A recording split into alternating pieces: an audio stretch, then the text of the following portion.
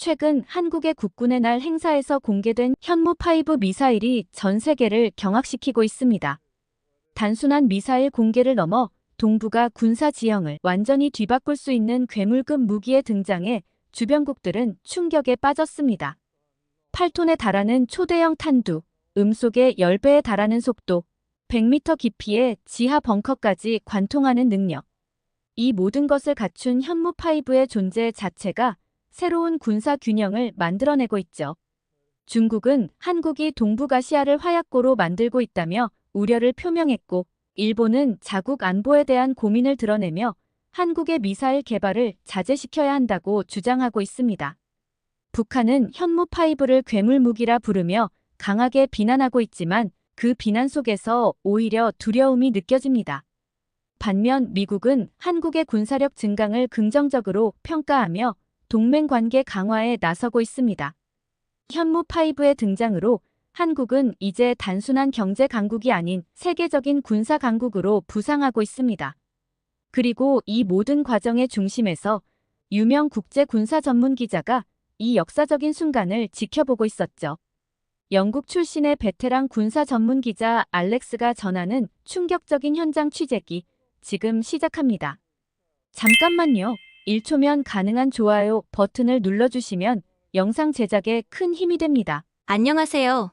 저는 영국 출신 국제부 군사 전문 기자 알렉스 라이더입니다. 42살의 나이로 20년 넘게 세계 각국의 군사 기술 발전을 취재해 왔습니다. 그날 한국행 비행기에 몸을 실었을 때 이번 취재가 심상치 않을 것이라는 예감이 들었죠. 제가 한국과 인연을 맺게 된 건 꽤나 우연한 계기였습니다. 10년 전 국제 군사 박람회를 취재하러 갔다가 우연히 한국관에 들르게 되었죠. 그때 본 한국의 첨단 무기 체계들이 너무나 인상적이어서 그날 이후로 저는 한국의 군사기술 발전에 푹 빠져버렸습니다. 한국을 찾은 게 그때 이후 3년 만이었습니다. 코로나 팬데믹으로 인해 해외 출장이 제한되었던 탓이었죠. 그런데 이번 출장은 좀 특별했습니다. 한국의 국군의 날 행사를 취재하러 가는 건데 뭔가 큰 일이 일어날 것 같은 예감이 들었습니다. 문득 10년 전 한국에서 있었던 일이 떠올랐습니다. 그때 한국의 한 방산업체 연구원과 인터뷰를 했었는데 그분이 이런 말을 했었죠. 우리는 곧 세계를 놀라게 할 무언가를 만들어낼 겁니다. 당시엔 그저 과장된 말로 여겼는데 지금 생각해보면 뭔가 있었던 것 같았습니다. 한국의 군사기술 발전 속도는 정말 놀라웠습니다. 제가 처음 한국을 방문했을 때만 해도 주로 미국 기술을 도입해 개량하는 수준이었는데 이제는 완전히 독자적인 기술로 세계 최고 수준의 무기를 만들어내고 있었죠. K2 전차, K9 자주포, 그리고 KF-21 전투기까지. 이번엔 또 어떤 놀라운 것을 보여줄지 기대가 됐습니다. 비행기가 인천국제공항에 착륙하자 저는 서둘러 짐을 챙겼습니다. 공항을 빠져나와 서울로 향하는 길에 저는 한국의 군사 발전에 대해 깊이 생각해 보았습니다. 한국은 6.25 전쟁 이후 놀라운 경제 성장을 이룩했고 이제는 군사 기술 분야에서도 세계적인 수준에 도달했습니다. 특히 최근 몇 년간 한국의 방위산업 수출 실적이 급증하고 있다는 소식을 들었죠. K9 자주포는 폴란드, 에스토니아, 핀란드 등 여러 나라에 수출되었고 K2 전차도 폴란드에 대량 수출 계약을 맺었다고 했죠. 서울 시내로 들어서며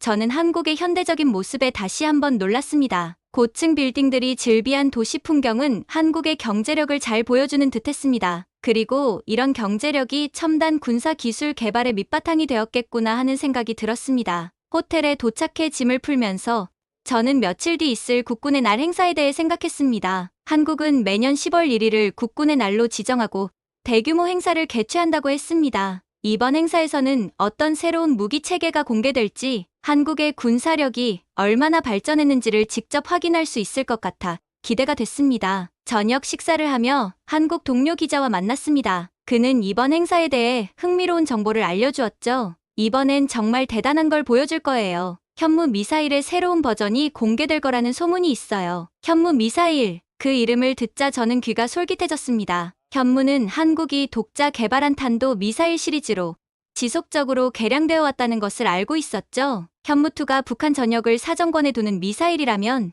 이번에 공개될 새로운 버전은 과연 어떤 능력을 가졌을지 궁금했습니다. 그 미사일에 대해 더 자세히 알고 있나요? 제가 물었죠. 동료 기자는 고개를 저었습니다. 세부 사항은 극비예요. 하지만 이 미사일이 한국의 군사력을 한 단계 끌어올릴 거라는 얘기가 파다해요. 북한의 위협에 대응할 수 있는 게임 체인저가 될 거라고 하더라고요. 게임 체인저. 그 말을 듣자 저는 더욱 흥분되었습니다. 과연 어떤 미사일이길래 게임 체인저라고 부를 수 있을까요?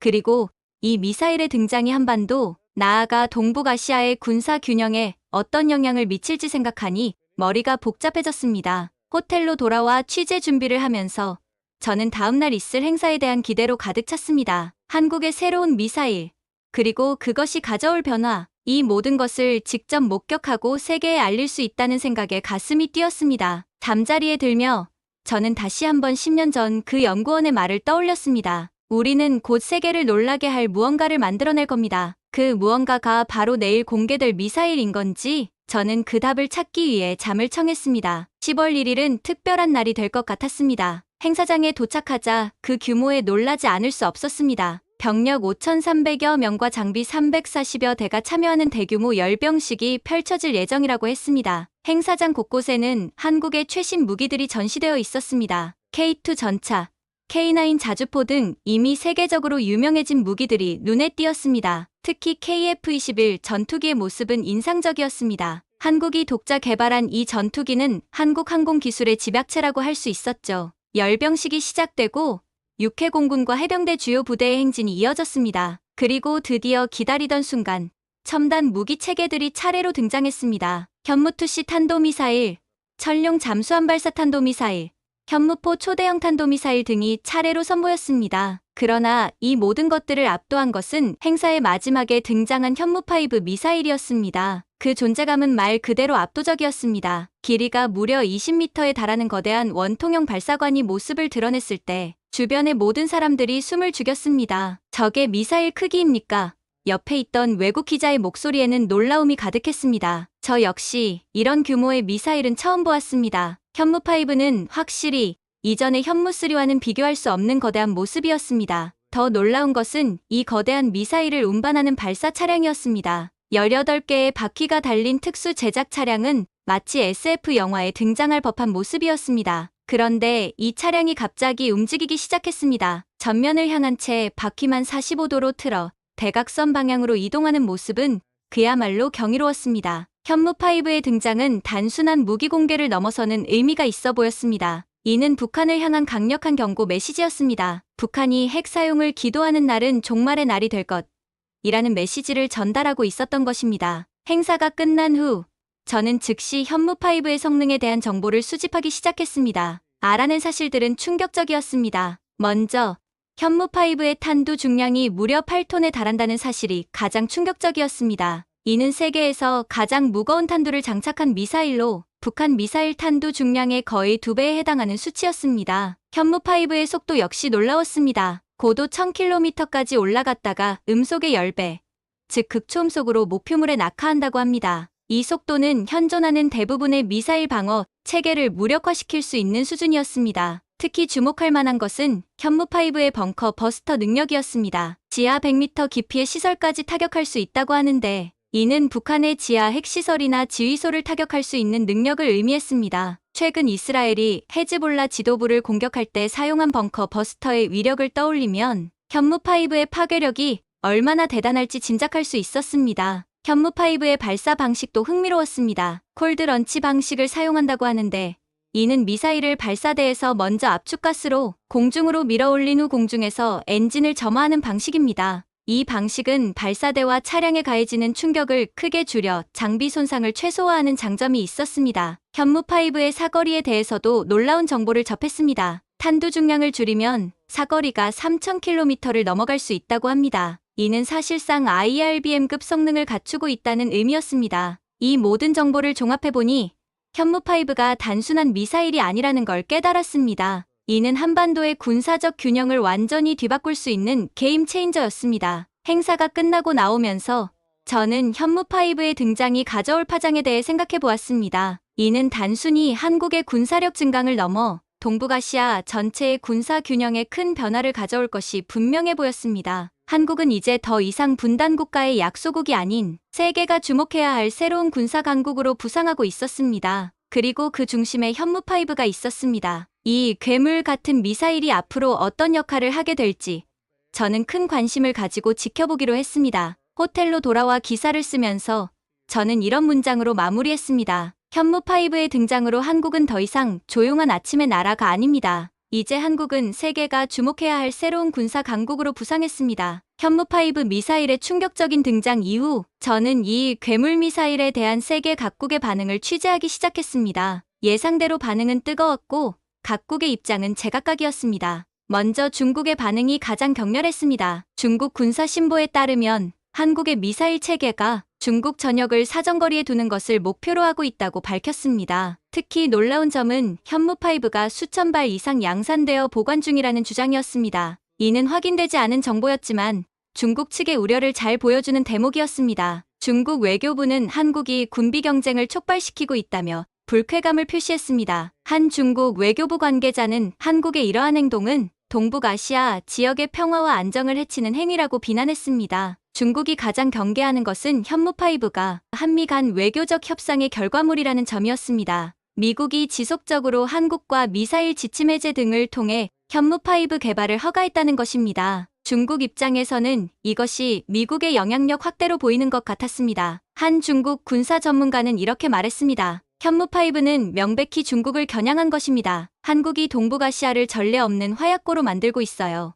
이러한 반응은 현무5가 중국에게 얼마나 큰 위협으로 다가오는지를 잘 보여주고 있었습니다. 일본의 반응도 예사롭지 않았습니다. 일본에서는 한국의 현무5와 같은 무기 체계가 결국 미국에서 차별하는 계기가 될 것을 우려하고 있었습니다. 일본 자민당 총재는 다급하게 전술핵 배치와 미국과의 핵 공유를 선언하기도 했습니다. 일본 방위성의 한 관계자는 이렇게 말했습니다. 현무5의 등장은 동북아시아 군사 균형을 완전히 바꿔놓을 수 있는 사건입니다. 우리는 이에 대한 대응책을 시급히 마련해야 합니다. 이 발언은 일본이 현무5를 얼마나 심각하게 받아들이고 있는지를 잘 보여주고 있었습니다. 더 놀라운 것은 일본 내에서 자체 장거리 미사일 개발의 필요성을 주장하는 목소리가 커지고 있다는 점이었습니다. 한 일본 국회의원은 한국이 이런 무기를 가질 수 있다면 우리도 가져야 한다고 주장했습니다. 이는 현무5가 동북아시아 군비 경쟁을 촉발할 수 있다는 우려를 낳게 했습니다. 북한의 반응은 예상대로 격렬했습니다. 북한 노동신문은 남조선 호전 세력들이 동족을 겨냥한 괴물 무기를 선보이며 전쟁 광기를 부리고 있다고 비난했습니다. 그러나 이러한 강한 비난 속에서 오히려 북한의 두려움이 느껴졌습니다. 특히 현무5의 벙커 버스터 능력을 언급하면서 이는 명백히 북한 지도부를 겨냥한 것 이라고 주장한 것이 인상적이었습니다. 북한 입장에서는 지하 깊숙이 숨겨둔 핵시설이나 지휘소가 더 이상 안전하지 않다는 뜻이니까요. 한 북한 전문가는 이렇게 분석했습니다. 현무5의 존재 자체가 북한에 상당한 심리적 압박이 될 수 있습니다. 이는 북한이 쉽게 한국을 공격하지 못하게 만드는 강력한 억제력이 될 것입니다. 반면 미국의 반응은 상당히 긍정적이었습니다. 미국 언론들은 한국의 현무5 미사일 공개가 북한의 위협에 대한 방어력 강화를 보여주는 것이라고 강조했습니다. 지하 벙커를 관통할 수 있는 재래식 탄두를 탑재할 수 있는 이 미사일의 능력이 한국의 방어 태세를 크게 강화한다고 전했습니다. 특히 인상 깊었던 것은 카멀라 해리스 부통령의 발언이었습니다. 한국을 미국의 최우선 동맹국으로 격상시켜야 한다는 그녀의 주장은 현무5로 인해 한미 관계가 새로운 단계로 접어들고 있음을 보여주는 것 같았습니다. 러시아의 반응도 흥미로웠습니다. 러시아 국영TV는 한국의 현무5 미국의 지원 없이는 불가능한 기술이라는 제목의 보도를 내보냈습니다. 한국의 독자적인 기술력을 인정하지 않으려는 태도로 보였지만 동시에 현무5의 위력을 간접적으로 인정하는 것 같았습니다. 러시아의 군사 전문가 이고르 코로트첸코는 이런 말을 했습니다. 현무5는 기술적으로 ICBM과 거의 차이가 없습니다. 한국이 원한다면 언제든 핵무기 운반 능력을 갖출 수 있다는 뜻이죠. 이 모든 반응을 종합해보면 현무5의 등장이 단순한 무기 개발을 넘어 세계 군사 지형을 크게 변화시키고 있다는 걸 알 수 있었습니다. 한국은 이제 더 이상 분단 국가의 약소국이 아닌 세계가 주목해야 할 새로운 군사 강국으로 부상하고 있었던 것입니다. 취재를 마무리하며 저는 이런 생각이 들었습니다. 현무5는 단순한 미사일이 아닙니다. 그것은 한국의 기술력과 국력을 상징하는 존재이자 세계 군사 질서의 새로운 변화를 알리는 신호탄인 것입니다. 그리고 이 변화의 중심에 제가 서 있다는 사실에 가슴이 벅차올랐습니다. 이 역사적인 순간을 전 세계에 알릴 수 있다는 것. 그것이 바로 제가 기자로서 꿈꿔왔던 순간이었습니다. 세계 각국의 반응을 취재한 후 저는 현무5의 실제 능력과 기술적 특성에 대해 더 깊이 파고들기로 했습니다. 이를 위해 한국의 군사 전문가들과 방위산업체 관계자들을 만나 인터뷰를 진행했습니다. 그리고 가장 놀라운 사실을 알아냈습니다. 현무5의 기술은 사실상 ICBM과 다를 바 없습니다. 우리가 원한다면 언제든 대륙간 탄도미사일을 만들 수 있다는 뜻이죠. 이 말을 듣는 순간 현무5가 단순한 미사일이 아니라 한국의 잠재적 핵 능력을 상징하는 존재라는 것을 깨달았습니다. 현무5의 실제 폭발력에 대해서도 놀라운 정보를 접했습니다. 현무5의 실제 폭발력이 11톤이 넘습니다. 한 전문가가 말했습니다. 이는 군 당국이 탄두부 구성과 폭발물질 소재 개선 등을 통해 실제 폭발력이 탄두 중량을 크게 웃돌도록 설계했기 때문입니다. 고폭탄으로 단단하게 채워 사거리를 줄이면 최대 14톤까지도 가능합니다. 이 정도 위력이면 북한의 콘크리트 벙커도 쉽게 파괴할 수 있을 것 같았습니다. 미국이 가진 가장 강력한 재래식 폭탄인 MOAB제 TNT 당량이 11톤인 것을 고려하면 현무5의 파괴력이 얼마나 대단한지 짐작할 수 있었습니다. 현무5의 전략적 의미에 대해서도 많은 이야기를 들을 수 있었습니다. 현무5는 한국의 자주국방을 실현하는 데 있어 결정적인 역할을 할 것입니다. 한 국방 전문가가 말했습니다. 이 미사일의 존재만으로도 적의 도발을 막는 강력한 억지력이 될 수 있죠. 또한 현무5의 개발은 한국의 미사일 기술이 세계적인 수준에 올라섰음을 보여줍니다. 이는 단순히 군사력 증강을 넘어 한국의 기술력과 국방산업의 성장을 의미합니다. 한방위산업체 임원이 자부심 가득한 목소리로 말했습니다. 취재를 마치고 나오면서 저는 현무5가 단순한 무기 그 이상의 의미를 가진다는 것을 깨달았습니다. 그것은 한국의 과학기술력의 결정체이자 세계 군사 강국으로 도약하는 한국의 상징이었던 것입니다. 호텔로 돌아와 기사를 쓰면서 저는 이런 문장으로 마무리했습니다. 현무5는 단순한 미사일이 아닙니다. 그것은 한국이 더 이상 강대국의 그늘에 가려진 작은 나라가 아니라 세계 군사 기술의 최전선에 선 강국이 되었음을 알리는 선언인 것입니다. 현무5에 대한 취재를 마친 후 저는 이 미사일이 한국 방위산업에 미칠 영향에 대해 더 깊이 알아보고 싶었습니다. 한 경제 전문가는 이렇게 말했습니다. 방산산업은 고부가 가치 산업입니다. 수출 증가는 일자리 창출과 기술 혁신으로 이어질 것이며 이는 경제 성장의 새로운 동력이 될 수 있습니다. 그러나 이러한 성장이 주변국들의 우려를 낳고 있다는 점도 간과할 수 없었습니다. 특히 중국은 한국의 방산 수출 증가를 경계하고 있었습니다. 한 외교 전문가는 이렇게 설명했습니다. 중국은 자신들의 방산 수출이 한국에 의해 위협받고 있다고 생각합니다. 특히 러시아 우크라이나 전쟁 이후 많은 국가들이 중국과 러시아의 무기 대신 한국의 무기를 선호하게 된 것이 중국을 불안하게 만들고 있죠. 미국의 반응도 흥미로웠습니다. 한 미국 정부 관계자와의 인터뷰에서 이런 말을 들을 수 있었습니다. 우리는 한국의 방산 기술 발전을 긍정적으로 평가합니다. 이는 동맹국으로서 한국의 가치를 더욱 높이는 요소가 될 것입니다. 특히 주목할 만한 것은 미국이 한국 해군과 직접 협력을 강화하고 있다는 점이었습니다. 미국 함정의 오버홀을 한국 조선소에서 진행하는 등 한미 간의 군사 협력이 더욱 긴밀해지고 있습니다.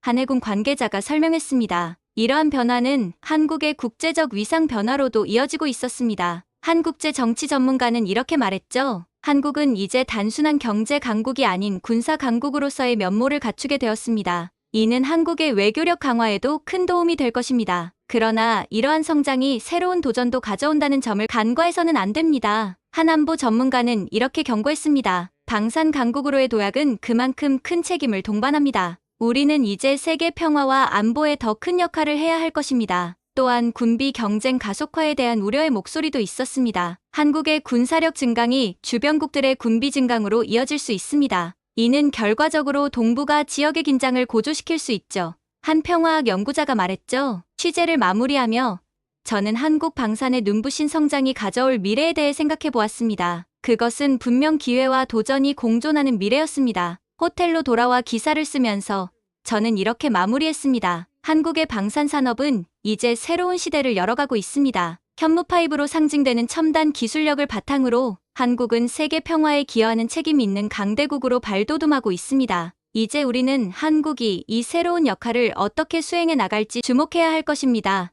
이 말을 마지막으로 한국에서의 취재를 마쳤습니다. 오늘 이야기는 여기까지입니다. 한국의 현무5 미사일이 세계를 놀라게 한 순간, 그리고 그것이 가져올 군사적, 외교적 파장에 대해 살펴봤습니다. 특히 이 거대한 미사일이 한국의 군사력뿐만 아니라 기술력과 외교력을 상징하는 중요한 역할을 하고 있다는 점이 인상적이었습니다. 한국이 더 이상 조용한 아침의 나라가 아니라 세계가 주목해야 할 강대국으로 부상하고 있음을 다시 한번 실감할 수 있었습니다. 여러분은 현무5 미사일이 한국과 세계에 미칠 영향에 대해 어떻게 생각하시나요? 댓글로 여러분의 생각을 남겨주세요. 여러분의 다양한 의견을 기다리고 있겠습니다. 감동 뭉클에서는 여러분의 소중한 마음을 모아 사연 주인공들에게 전해드리고 있습니다. 여러분 주변에 감동적이거나 재미있는 실제 사연들을 제보받고 있으니 언제든 저희 공식 메일로 제보해주세요.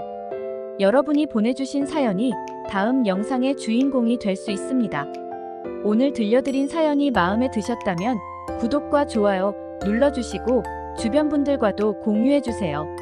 작은 관심과 응원이 더욱 좋은 콘텐츠를 만드는데 큰 힘이 됩니다. 이상 감동 뭉클이었습니다. 끝까지 시청해주셔서 감사합니다. 다음에 더 감동적인 사연으로 찾아뵙겠습니다.